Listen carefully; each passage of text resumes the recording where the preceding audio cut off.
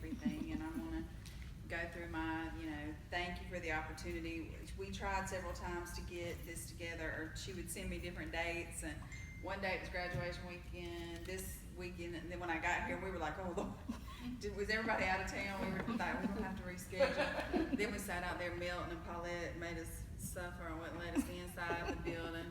And I'm talking about my hair, it was feeling all the humidity, it was just sucking it all up out of the air out there. But I'm glad that it worked out, because I really do believe that the people that need to be in a place will always end up there. You know what I mean? I do believe that. So I wasn't worried about numbers. I was just like, oh Lord, we couldn't even get in the church. We were gonna have to do it outside. Let me read you my notes. But I was so excited when she told me the theme, because she told me the theme before she sent me the flyer, and she was talking about women's journeys through the seasons, or through seasons of life, and that's something that I always, I laugh, because y'all can raise your hand if you agree. Church people love to say season. It's my season. It's your season. Me and Dr. Jones do a show on Thursday nights, and we were laughing last night, because she said she hates when people say, like, it's my season and you can't go where I'm going. She said, she's like, well, okay, you don't have to tell everybody. Like, you don't have to. But we love to use that. We love to use that. And but I don't know that we always really think about what it means. What is it your season of? What does that mean? How long is your season gonna be? Let's even think about the other meanings of the word season. You know what I mean? Think about it. Season your food. There's all different ways that we could take that word and apply it. But I was like, no, tonight I really want to talk about seasons. One thing, we've been doing like I said, I do a program with Dr. Jones, and we've been talking a lot about generational curses and things like that. And somehow last night, the topic of, people will cut relationships and say, this season is over. And I made the comment last night, we have to be careful not to misunderstand weather for a season. Wow. And Dr. Jones was like, oh, I'm going to get that. I said, you can bootleg it. You can just have it. Go on and use it. And I was like, Lord, when a preacher tells you they're going to use something you said, I was like, oh my goodness, Facebook, did you hear? But it just came to me, and I thought about it last night, and I was like, okay, Lord, I've been studying on someone in the Bible, and I think the last time I was here, I talked about Hannah, and the Lord gave me another person. And just to kind of talk about the seasons, and I think even though this person, we can't all apply what she went through to our lives. Some of us in this room might be able to, but we can see ourselves, I think, in her story. So first thing I want you to do, though, is I want you just to tell me. Y'all don't have to be interactive with me. It's late. Normally I would be in the bed at this time. It's just hard being me. I got to get my rest. I might not be asleep, but I'm gonna be laying down. But okay, first thing I want you to do, I want you just to throw out some things. How would you describe winter? And this is not hard. This is not like some deep answer like, cold. Oh, death comes on the earth. Like, it's not that. Cold, snow, hibernation, harsh, hibernation. Plants die. Plants start to die. What else? Plants start. Dreary. Not the sun's not out a whole lot. All right, so we know when we think about winter, you have an image of what winter is like. And most of the time we associate it with like something dying, you know what I mean, it being gray and sad almost, or something being frozen, things like that. All right, so how would you describe the spring? There's no right or wrong. Huh? Lively, good. green, Green. Flowers. Flowers blooming. What else? You see more people outside. You see people out and about, yep, because that's like my favorite season, spring. It's not too hot, it's not too cold, everything's pretty, the sun is shining. I just want to be outside. I don't know if y'all have ever heard this before, but they say that per year, like within the seasons of the year, more babies are born in the spring. Okay? Now, a lot of people have other thoughts for why babies are born in the spring, because people have not been going out and about during the cold months. but think about it. If you think about it, you hear a lot of babies being born, during the spring of the year, even animals, born during the spring of the year. All right, let's go on to summer. Watermelons. Hot. Watermelons and hot. Aggravated. Aggravated gnats. They are of the devil. I believe it. I told somebody, I said, I believe gnats are just little demons just buzzing around to make me angry. And I did say, this is completely off topic, but I did say the other day, it is like the gnat is the smallest thing in the world, but it will fly into you with the power of like a brick. It will. You know what I mean? I was walking in there, I was just walking, I was sweating, and this gnat was like, and like I felt it, like I heard it and felt it, and I was like, oh my God. Like I was not prepared, but then I thought, that little tiny gnat just knocked me out. Like I don't even know what to do with this. But yes, the gnats are terrible. Now, scientifically, summer has the longest days and the shortest nights, okay? That's why a lot of people, not me, because I can just cut the lights off in my house and close the blinds, but a lot of people, their sleep schedule gets messed up in the summer. And they always think it's because they're out of school or their schedule's different, but it's not. It's because the day is longer. You know, typically by about 9 o'clock, you'd be getting ready to go to bed because it's dark. But right now, it was still daylight at about 9 o'clock. The sun hadn't even gone all the way down. So your sleep schedule's messed up because it's long days and short nights. All right, what about the autumn or the fall of the year? How would you describe it? My time of year. Yes, I like that too. Spring and fall, I can operate pretty good during those. Fall colors. The fall colors, oranges, reds, browns, Festivals. festivals to go to, holidays. I always think of holidays like Thanksgiving, and you know, it's just starting to get cool. And you know, one thing that I overlook sometimes to think about is, you know, typically in the fall of the year is when most harvests are done. That's why they have harvest festivals and things like that.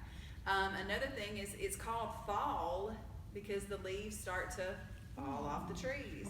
Flowers start to fall off the bushes. All those things. Sometimes plants on the farm, the bud or the leaves will start to fall off. So it's called the fall of the year. Okay? Now, I want you to think about your life. Okay? Your life. Not mine. Not somebody else's. Because, you know, we'll be quick to be like, oh, yes, my friend was going through a winter experience. No, I ain't talking about your friend. I'm talking about us, specifically, yourself. I want you to just think. You don't have to close your eyes because some of y'all might be like, you can go right on to sleep. But I want you to think about a time in your life when you had a winter experience. Just a cold, felt like it was dead winter experience. Can you think of something like that? Can anybody think of that? Anybody want to share? You don't have to. I mean, I have one. About 5 years ago, I got a phone call from a doctor's office from a girl who hadn't been working there very long and didn't know protocol. And the first thing she said to me was, "Hi, Miss Anderson, we're going to need to schedule you to come in for a pap smear because your last one came back abnormal. We see cervical cancer." And she told me that on the telephone. When a matter of about 5 minutes, I went from God is a healer to I'm never going to have children. They're going to have to do it, you know, they're going to have to take out all my organs. I'm not going to make it. I don't look good with no hair. Like I went from, you know what I'm saying? Like, y'all laugh, but as women, we think those things. We do. I went through the whole span of emotions. Back to God is a healer. Back to why me? Like I've tried to live clean. I ain't been out there in the streets messing with everybody. You know, why me? I don't deserve this. Then I got mad with everybody else that was healthy, and I wasn't even unhealthy. I mean, my mind just went away. I felt like everything that I had wanted was dying. It was my winter experience. You know what I mean? I didn't want to talk to anybody. And the people I did talk to made me so sick because I was so sick of them being like, well, where's your faith? I wanted to be like, I didn't bring it with me today. I'm sorry. You know, I had faith. And I know that God is a healer, but I mean, be honest. That's not what you want to hear sometimes. It might be what you need to hear, but it's not always what you want to hear. And I struggled for a long time. You know, I struggled. But then, you know, thinking about that, I can think about all the seasons. I went through that season, and then, you know, we talk about, you know, summer. I went through, like, that situation. It felt like the days lasted forever. You know what I mean? Think about that, like, waiting on those doctor's reports to come. Like, will they ever come back? They should be back in now 48 hours, it'd be 7 days. Like, that's it. There's nothing they can do. You know what I mean? They've made a decision. They're just not going to tell me. great. Like, I got, you know what I mean? And it seemed like the days had gone forever. You know what I mean? And then there were times where, I could see that same situation, I could put that into the fall of my life because it felt like everything I had wanted was just falling away from me. Because I had always thought I was at least going to have one child because I felt like there needed to be another person in the world that was half of me. Come on now. Yeah, I just felt like that. Not all of me, just half of me. Because all of me, that would be too much. 2 of me would be too much. But it looked like that dream was just falling away because of this one thing that I heard. You know what I mean? And it was awful. But then, this is a very long story, but I'm going to summarize it. I was using a doctor here. I'm not going to say his name because I don't hate him. He's a nice guy. But he was going through something in his life as well. And I feel like it was a season where he could not give me the care that I needed. You know what I mean? Not that he didn't know what to do, but I needed something more than that doctor could give me at that time. So I started searching. I needed a specialist, and I knew I did. And at the time, I was dating a guy from Osceola, and his mother was a nurse in Tifton. And she said, well, I'm going to tell you the best doctor in Tifton. According to the ladies I work with, she gave me his name. And she said, but I'm going to tell you, it's going to probably be 6 months before you can get in to see him. I was like, Lord, I might not be here in 6 months. I was just real dramatic with this thing. So I called, the girl said, we don't have anything open right now. If anything changes, I'll call you. Right now, you're looking at least 2 months. It was like another day or so. She called and she said, this is so bizarre. She said, this never happens. But we had a cancellation, and we have a spot for you to take an appointment. It was like within 2 weeks. So from 6 months to 2 months to 2 weeks. So I go to the doctor. He's Jewish. He sounded just like Benny Hinn. I thought I was going to get healed just in the office. Because he'd be like, lay back on the table, and he would do like this, and I just want to be like, just be slang. Because, it was literally like, he looked kind of like Benny Hinn. He sounded like Benny Hinn. I wanted to start singing, like, Holy Spirit. He touched me. I wanted him to do that, but he was for real Jewish, and for a long time I wore a ring that had a Hebrew inscription. We talked about that. We would talk about the Bible, but he was so good to me, and he was what I needed during that time. But I will never forget when I was going through all of this. My first visit with him, I'm sitting there, you're all exposed, and you just feel terrible. And he said to me, okay, what's your problem? And I said, you're the doctor, you tell me. And he said, no, you live inside your own body. I can fix it. I believe I can fix whatever's going on in there. But you live in there every day. He said, you can tell me where things don't feel right. You can tell me, he said, and I can go in there and look and fix the problem, but that's your body. You are the expert on it. And I remember, I don't even know what happened, but it was just like the floodgates open. I started crying. And I'm not talking about like I couldn't catch my breath. And he was like, oh my goodness. He was like, oh, and he called in his nurse. He was like, Christina, we need you in here. Christina. And she was like, I can't come right now. And he was just like, oh my gosh, this is going to be terrible. And so I cried and cried and cried and cried. And I would think I was done crying, and you know how you think you're done crying, and you start all over again. That poor man, I know he felt so out of place because he looked like he wanted to cry. At one point, he just walked over and took his white coat off and hung it up on the door. And he walked over and he just scooped me up. This man, I don't know him. I don't know him.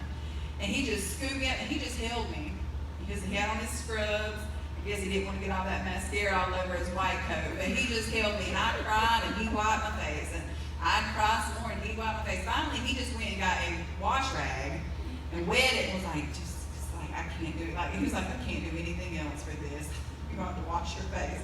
I came out there, I was all dressed, but I looked like, I know people thought, oh, that poor girl. But that day, I told him everything that I thought was wrong with my body, besides the bad report. And the other doctor had told me I was just worrying, that I had just gotten that bad news, and now I was being a hypochondriac. Ended up everything that I thought was wrong was wrong. Now, all that being said, even though somebody told me I was right, and I was probably going to be okay, I was still terrified. Because he didn't tell me that the information was wrong. You know what I mean? He said, he still has some things to look at. That's what he still has some things to look at. And I remember still, I mean, again, daily I would feel all of these seasons. You know what I mean? It was not like, it wasn't like winter was like in this actual seasons. It was like I might have winter and summer in one day. No spring or fall, no pleasant, no harvest, no nothing. You know what I mean? But I was struggling through it. And I will never forget, my doctor told me, he said, we need to make sure you can have a baby. I was like, not that kind of party, doc. That's not what I'm here for. And he was like, because there's got to be, and it was just, you know, encouraging to me. He was like, because there's got to be another person in the world with your eyes. Because he used to always tell me God had the prettiest eyes, and it would just make my day. It just made me feel, you know, like he cared, you know. And so I told him, I said, well, you know, at this point my faith was building back up. But I mean, I was encouraged. I guess I just gave up. Everybody kept telling me I needed some faith, so I was like, I'm not going to fight y'all anymore. I'm just going to get some faith. But I had started to kind of get my mind wrapped around what it was. And so I remember I went in for a surgery because he had found a huge growth. And cancer is still on the table. He had found a huge growth, and there were some other concerns he had. And I would never forget, I went down for prayer. I was having surgery on Wednesday. I went down for prayer on a Sunday. And I will never forget it. It wasn't like a lightning bolt hit me, but I just felt a peace. You know what I mean? I didn't even know if the Lord had healed me. I just felt peaceful. And when I got there to have my surgery, he walked in and he said, before I do my artwork, because he was going to draw where he was going to do the incisions, he said, I need to tell you. He was like, I have looked at all of the x-rays, ultrasounds, sonograms. He said, and I believe that I can go in and take care of all the issues. And I said, okay. And I'm thinking, we'll see when you're done. Okay. So now when he got in there to do the surgery, I had a growth. It was about the size, he said, in between a golf ball and a baseball. When he got in there to do the surgery, it was about the size of a quarter. It had shrunk down. And behind that, he could see all this other stuff, precancerous cells and things like that he was able to remove that he would not have been able to see with that growth there. Wow. And so, and I had been telling him, I was like, you know, I'm just praying and God's will be done. I wasn't saying God's going to heal me, it's going to be miraculous in there, it's going to look like you know what I mean? Because I was still struggling. But I said, I'm just trusting God. And so after the surgery, I go back for my follow-up, and he says, I removed all the precancerous cells. There was some endometriosis and adenomyosis that was in there that was causing some major issues. And he said, and typically you can't remove it, but this, he said, it was almost like it was peeling off, like it was lifting, and I could get up underneath it and remove it. He said, if it had not been doing that, I would have had to have made cuts that I wouldn't have made on you because you haven't had any children yet. You know, so I mean, everything happened. So I had gone through all these seasons just to end up, I guess, almost in like a springtime. Everything was new. Like I was refreshed, I was healed. You know what I mean? And you know, and I believe healing sometimes comes from those things. It doesn't have to necessarily be. To me, that was a miracle. Finding a doctor that would give me that time to look and then acknowledge, yes, something happened in your body, so that this, you know what I mean? It was just a whole situation. But for me, and that's just being transparent, I hit every season going through that. Every one. You know, I mean, just every single one. So now I'm going to ask again, can you think about a situation in your life where you went through something like that? It doesn't have to be sickness. It could be a relationship. It could be a job. It could be, you know, a personal attack. It could be just a family situation. Can you think of something that you went through that affected you on that level? I mean, you know, I mean, and I tell people all the time, if you haven't yet, just keep on living, because you will. And if not, I don't know what you're doing. I wish you would give me like the handbook on how not to have a struggle sometimes. But when I was getting ready for this, I was thinking, you know, a lot of times we talk about seasons, but we don't really think about, like, just like we talk about these seasons and how we describe them, we have these. Yes, we may have a season of blessing, we may have a season of favor, but within that season of blessing, you still may have something else. I don't know if y'all have ever experienced this, but God may bless you in an area, and then it seems like another area just falls off. You know what I mean? It's almost like, I ain't gonna bless you all the way around. I'm gonna keep you about 98%. I gotta keep you humble. You know what I mean? That's the way I feel. I feel like that's how he does me. Like, I can't let you have too much going on because you'll just get haughty or something. I don't know. But I mean, it's just like, I'll be like, oh God, my finances are finally right. And then my job's going crazy. Lord, thank you for touching my job. And then my car breaks down. You know what I mean? It's like there's one area is blessed, something else happens. Even in those seasons that we talk about, there's still this winter, spring, summer, fall. So tonight I want to talk to y'all about a lady, and I'm just going to tell you her story. You may know who it is. If you do, just nod at me while I'm talking. So I did this the other day with a different character, and I said, and when you know who I'm talking about, just nod at me. And this person goes, I was like, are you a prophet? I haven't even said anything yet. But, okay, and I told you I've been studying this person, so I'm going to tell you some things that I read in commentaries, in Jewish history books. So some of this you may not have heard before, but I'm going to tell you the story about a woman who her life was these 4 seasons, okay? She was said to be, by many of the historians, one of the most beautiful women that ever lived. She was one of the most beautiful women that ever was on the earth, okay, during the time of the Bible. And I was like, that came where I was not in the Bible. You guys, stop. But anyways, she was considered one of the most beautiful women. She grew up during a time of captivity. There was also famine going on. So even though her life, she was born to kind of like what we would call a middle-class family, but she was experiencing some difficulties. Her people were, okay? Now, she had some sisters, okay? And the sisters were older, and they had already been betrothed or engaged to men. And so I don't know if y'all know about the Jewish culture, but a dowry had to be paid. So the family was having to take care of this dowry because it's almost like the daddy paid somebody to marry their daughter. I don't know how that would work out for my daddy. He don't have a whole lot of money.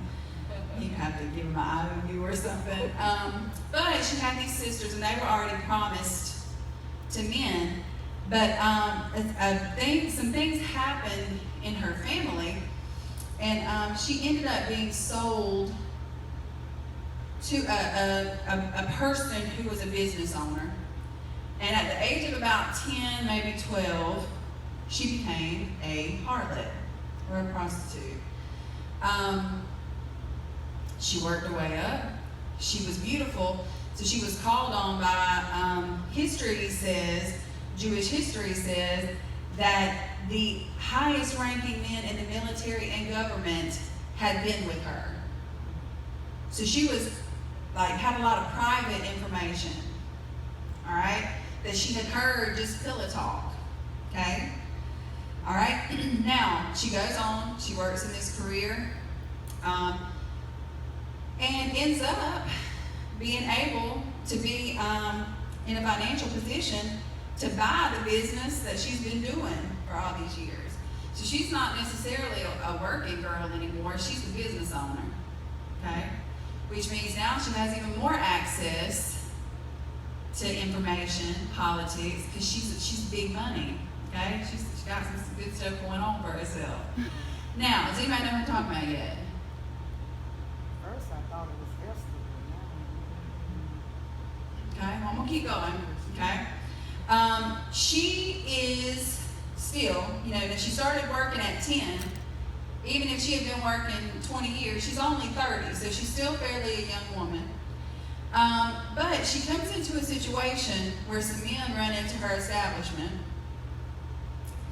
and they are spies. Rahab. Yes. It's Rahab. And they're spies, and Rahab has been watching from a distance. And you can look at this. A lot of the historians say that Rahab's brothel or harem, whatever you want to call it, was one of the tallest points in the city. That she could look out and almost see for miles what was going on. So not only had she been watching, she had heard. The military officials were talking about what was going on. So even though Rahab did not know God yet, she knew of God, right? And she knew that there were some major things going on, that could affect her. She didn't really quite know to what level. it would affect her. But these men get into the city and they realize they have to hide somewhere. So if you're a man, where would an easy place to run into and hide be? Into the brothel. So they run in, they hide, and they basically, she knows who they are. She finds out who they are. She's not exactly sure of the full details of the story, but the king hears they're there, and the Bible even says he sent men directly to her. Right. Now, one reason is because typically when men were on the battlefield and they came into the city, the first thing they wanted to do was bathe, eat, and make a friend. You follow me? Make a friend. That's what they wanted to do. So that would have been a very good place to look. Now, and in history you can read, most of those places offered a bath, food, and a friend. One-stop shopping, okay? So they went to a place where they would have blended in, but the king knew where to send people to look for him. So when they send the people to look for him, they ask, where did these men go? Who are these men? And she says, well, I'm not sure who they were. So now not only is she harlot, she's telling lies too, because she did know who they were at this point. But she says, I didn't know who they were at the time. But now this whole time, she's got them hidden up on the roof of her house, covered up with flags, which is almost like wheat, just covered up, laying up there, hiding out. Now, we look at that, okay? Think about this. Now, I told you, this girl was considered one of the most beautiful women in the world. What season do you think you would put that under? Being beautiful. The spring of your life, right? She was a beautiful girl. Even after years in her profession, she was still considered one of the most beautiful women. And one historian says, and I think this is interesting because I'll bring it back up again later, but one of the historians says that it's believed that she had red hair, which was uncommon. Not everybody had red hair. And that it was such a striking feature that it just made her stand out. Look at Michelle back there, her red hair. That it made her stand out, yes, we see you, Michelle. But, it set her apart from everybody. So being beautiful, that's almost like the spring of your life. That's what we would think, right? But guess what being beautiful also made her? Think about it. A magnet, a target, a piece of leverage for her father. You know what I mean? So we look at beauty as, oh gosh, that's like the spring of life. You're beautiful. But do you wonder if she was looking at her beauty as that, or was she thinking, I wish I did not look like this? You know what I mean? We think about that. Our season that we think is so great or so terrible might not affect somebody that way. But let's just say that it was the spring of her life. She's beautiful, okay? She's very young, okay? But then she has these older sisters who are going to get to live the life she wanted. They're going to get to be wives and mothers. And then guess what she finds out? She's fixing to be a prostitute for the rest of her life. And what season would that be? Winter. Fall or winter. All of her dreams are falling. And guess what? When you're sold into something without somebody else buying you, right? You're there.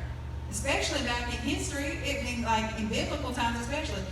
If you were someone's servant that they paid for, unless somebody came and redeemed you, that's where you were. So do you think she was like, oh yes, I got a good place to live? No, she lost every dream she had had in just a moment for a little bit of money. That's sad. Then, now, because she was beautiful, and I guess she was a good friend, I guess, good friend, she became the most sought after harlot in the city. Men came to look for her. You know what I mean? Now, there are a lot of women who be like, I could just tell him, you could take me on a date, he ain't even studying me. And then my friend over there, men just flock to her. But that don't mean she's getting quality, right? It's all these different things we can think of. But Rahab even went through that. She was beautiful, so there might have been a time where she wasn't wanting to do this profession, but everybody was coming for her. And guess what you don't say? You don't say no, because you're making money. Okay, and at this point, she's making money for somebody else. All right, then the one thing that was happening is while she's with all these different men, she's picking up little bits of information. Okay, now I think this is interesting because a lot of times, have you ever been in a situation? I just want you to think about your life, or maybe you were not even doing right, but God was allowing little things to drop in front of you for you to hold on to for when you finally came out. You ever thought about that? I think about that all the time. There have been some times I was in some just mess. Not even just, oh, she's so sinful, but just messy. Just get caught up in something and it's just messy. But the whole time God's letting you see things, oh, I need to log that away, or I need to put that away, because that's something I'm going to be able to use when I finally come out of this. Now, the whole time she's going through this terrible career, she's picking up all these little bits of information that are going to come in handy, right? So, this woman is going through every season. Things are growing. Things are falling away. Okay? The days are lasting forever. You know what I mean? Then the nights are shorter. I mean, can you imagine what was going on in her life? I think about sometimes when I complain about stuff going on in my life, and I think, but you know, there are people that have it so much worse. You ever do that? Or like, I was having a pity party one day. I don't even remember what it was about. It was just something ridiculous. But you know, we have them. You know, I was telling y'all, as women, we go through every emotion in about 5 seconds. And I woke up that morning, I was fine. And at about 10 o'clock, I was like, my life is going nowhere. What am I doing in Douglas, Georgia? I've got to get out of here. I hate this town. Oh my gosh, if I could just start over, if I could, if I could just go back in a time machine. And then I ran into a friend of mine from high school, and when I saw her, I was like, because I mean, I didn't even recognize her, because she had been through some things. You know what I mean? She was like, hey, girl. And I was like, oh, hey. And I wasn't really sure it was her, and then she just kept smiling at me. Like, you don't know, and I was like, I can't, like, maybe if I squint, I'll see. Like, and then finally, you know, if you've done that, you'd be like, if maybe, you know what I mean? I'm just, because I knew her, but I couldn't quite put my finger on it. And all of a sudden I realized who it was, and my heart just broke. Because I thought, here I am walking around pouting. This girl is living in hell. And gonna smile at me, hey girl, how are you? I was like, I should be ashamed of myself. You know what I mean? Because in that morning, I went through everything. I had winter, spring, summer, fall, all by 10 o'clock a.m. You understand? And we do that all the time. Okay, but anyways, Rahab goes through all this. She has all this information. She ends up being able to protect these 2 spies who are fighting for God, for God's army. Now, and they tell her, you know, God's going to protect you. Long story short, God's army attacks the city. Everything is destroyed in the city except what? Y'all know this story? Everything in the city is destroyed except her house and her family. Even the daddy and mama that gave her away. Anybody that she brought in. You understand? Anybody that she brought in because of her act of obedience and protection, anybody that she brought in to her home that day was saved. Have you ever thought about how we complain about the seasons of our life? That everything led us up to a place where God put people under our covering or under our protection, that we had to go through everything we went through to save them. Mm-hmm. You ever thought about that? We complain about the seasons, but they were necessary.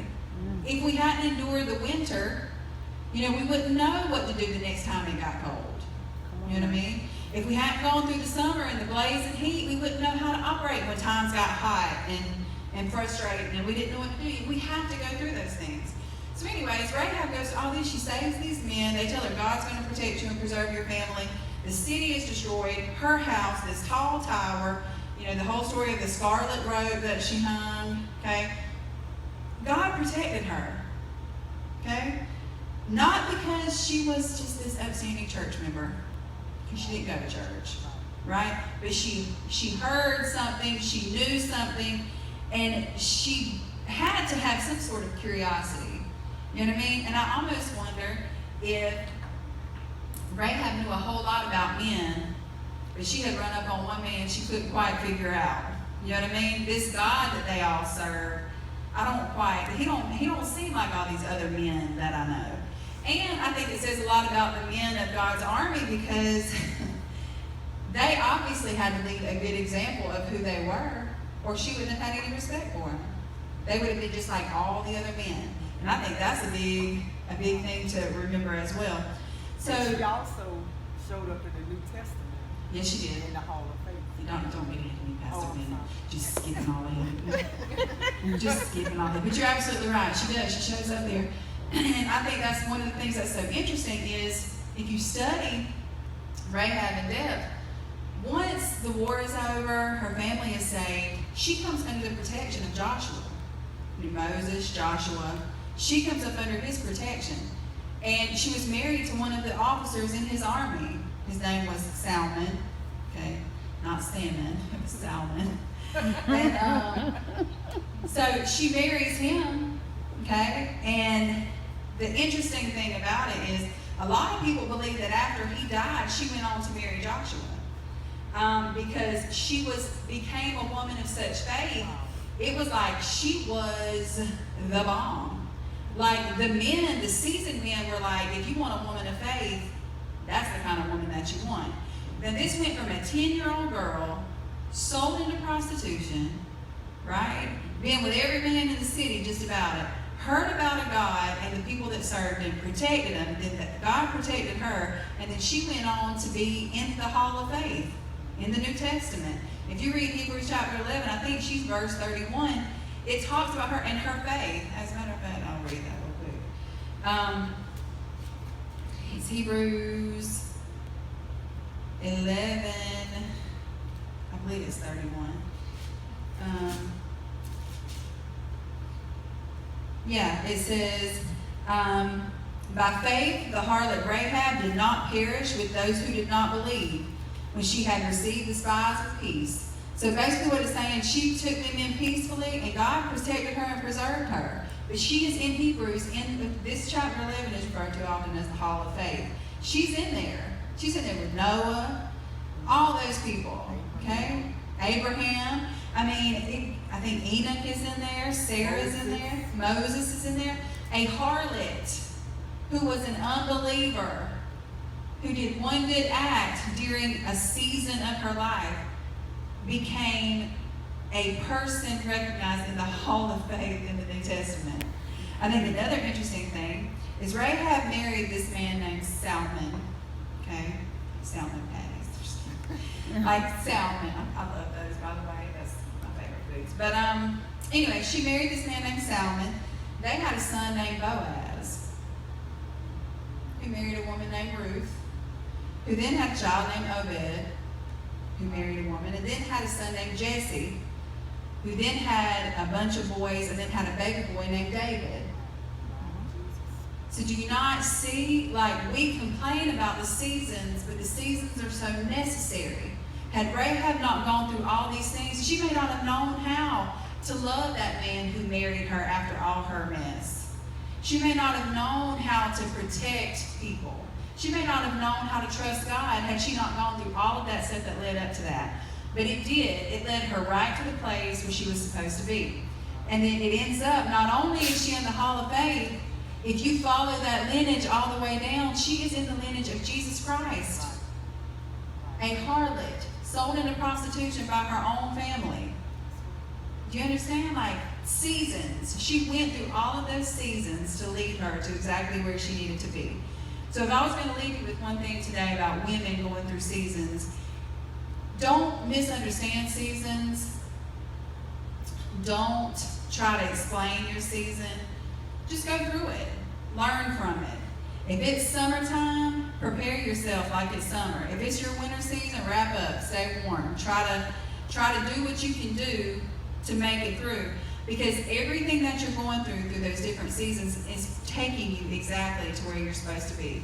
No, those of us in here, we might not have been harlots. You know, that might not have been our thing, but we might have been gossipers. We might have been drug users. We might have been a little bit scandalous. I don't know what your issue was, but we all have one. How many of y'all had an issue? I had a few. And I still struggle with them. I'm not perfect. You know what I mean? And if I figure out how to be perfect, I'll let y'all know so we can all be perfect together. I'll write a pamphlet or something and let y'all have it. But when you look back at this woman's life, it seems like, oh God, poor baby. Like, can you imagine starting your life out like that? But it put her in perfect alignment for what she was supposed to do. So like I said, if I was going to leave you with something tonight, it would be, don't despise your seasons. Don't try to explain them. Don't try to understand them. I tell people a lot, the first thing you need to understand is you may never understand. You know what I mean? If you are always searching for an understanding, sometimes God will give you an understanding. But there's some things I believe He's not going to even explain to us until we're with Him. Because our minds can't, you know what I mean? They can't fathom what He was doing. So when you're walking around always trying to understand everything, you will give yourself just about an aneurysm. You know what I mean? Have y'all ever almost made yourself sick trying to understand something, trying to explain something, and there's no explanation for it? I know I've done that. Overanalyzing, trying to figure out, what did that mean? I'm going to go to the scripture. There ain't no scripture about that mess you just created. Like, you made it up in your own mind. If there was a, 67th book of the Bible that you could put your foolishness in, that'd be where it would be, because you made it up. Like, it wasn't even real. But, I mean, I've done that. I hate to say it, but we're women. We do it sometimes. We don't need to. It just happens. Have you ever been mad about something or fussing about something, and the whole time you're saying it, you know how stupid you sound, but you cannot stop talking? Can't stop. Yeah. And like you were telling your own self, it's not even the Holy Spirit, it is you telling yourself, shut up. You sound like a maniac. But you just can't stop talking. Because you got to say what's on your mind. And I'm like, I'll be like, stop talking. Just take it back. But you can't. You can't. I mean, it's so true. But with all that being said, I just want to encourage somebody in here tonight. I'm not saying anybody in here is a Rahab, but Esther went through her seasons. You know, she went through her seasons of being beautiful but being a nobody. The only way she got into the palace was because she was really pretty. That's it. Now, you can say it was just because she was pretty, but did God make her pretty so that she could get in there because He knew she could handle herself when she got in there? You know what I mean? You can think about it so many ways. She had to go through seasons. She went through seasons of preparation. She went through seasons where she married that man and he wouldn't even talk to her. She'd walk in and he'd have to point the scepter to her, because if she started talking before he gave the come here, come here, she could be killed. You know, he already had one wife that didn't behave. I mean, he's going to put up with another one. You know what I'm saying? So Esther had that. Then you have Hannah. Hannah was barren for years. That was her season of barrenness. Then she begged God to give her a baby, and He did. And then she had a season of motherhood. And then guess what? She had to give that baby away. That was a whole different season. Because of her faithfulness, God then let her have multiple other children. But do you see, every woman has gone through those seasons. Those seasons where it feels like everything's dying. Those seasons where it feels like everything is falling apart. Those seasons where new things are happening. It's green and beautiful and growing, and the weather's nice and everything's fabulous. Then you have those seasons where it is just hot. You are under the microscope, the sun is shining down. You feel like the days are never going to end.